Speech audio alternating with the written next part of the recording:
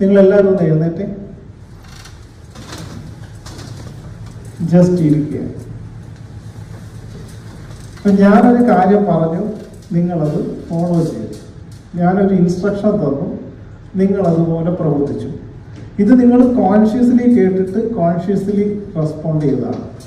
എന്നാൽ ഞാനൊരു കാര്യം പറഞ്ഞിട്ട് നിങ്ങൾ കോൺഷ്യസ്ലി അല്ലാതെ ഓട്ടോമാറ്റിക്കായിട്ട് റെസ്പോണ്ട് ചെയ്താൽ ദാറ്റ് ഈസ് ഹിപ്നോസിസ്. സിമ്പിളായിട്ട് പറഞ്ഞതാണ്, പെട്ടെന്ന് ഒരാൾക്ക് മനസ്സിലാകാൻ വേണ്ടി പറയുന്ന ഒരു സാധനമാണ്. ഇത് നിങ്ങളെല്ലാവരും അനുഭവിച്ചിട്ടുള്ളതാണ് കേട്ടോ. അതിന് ഞാൻ ഒരു എക്സാമ്പിൾ പറയാം. ഫോർ എക്സാമ്പിൾ, ഞാൻ എൻ്റെ ബിൽഡിങ്ങിൽ 3ാമത്തെ നിലയിലുള്ള ആളാണ്. ഞാൻ ലിഫ്റ്റിൽ കയറിയ നേരെ 3ൽ പ്രസ് ചെയ്യും. ഇതുപോലെ തന്നെ വേറെ ദിവസം എൻ്റെ ഒരു ഫ്രണ്ടിനെ കാണാൻ പോകണം. പുള്ളി 6th ഫ്ലോറിലാണ്. ഞാൻ ലിഫ്റ്റ് കയറി 3ൽ പ്രസ് ചെയ്യും. നിങ്ങൾക്ക് ഇതുപോലത്തെ അനുഭവം ഉണ്ടായിട്ടുണ്ടോ?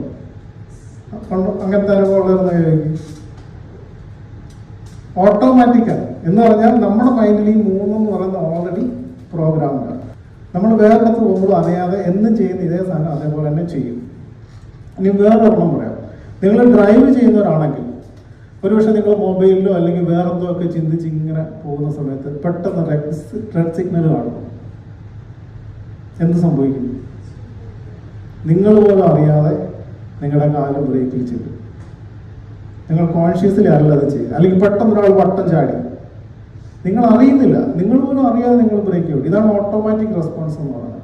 That means you are hypnotised already. ഇപ്പൊ ഹിപ്നോസിനെ കുറിച്ച് ഭയപ്പെടേണ്ടതില്ല എന്നാണ് ഞാൻ ഉദ്ദേശിച്ചത്. എന്ന് പറഞ്ഞാൽ ഹിപ്നോസിസ് എന്ന് പറഞ്ഞു കഴിഞ്ഞാൽ നമ്മുടെ മൈൻഡ് ഓൾറെഡി കണ്ടീഷൻ ചെയ്ത് വെച്ചിരിക്കുന്ന ചില കാര്യങ്ങൾ നമുക്ക് ബോധപൂർവമായിട്ടുള്ള ഒരു അവയർനെസ് ഇല്ലാതെ തന്നെ നമ്മൾ ചെയ്യും.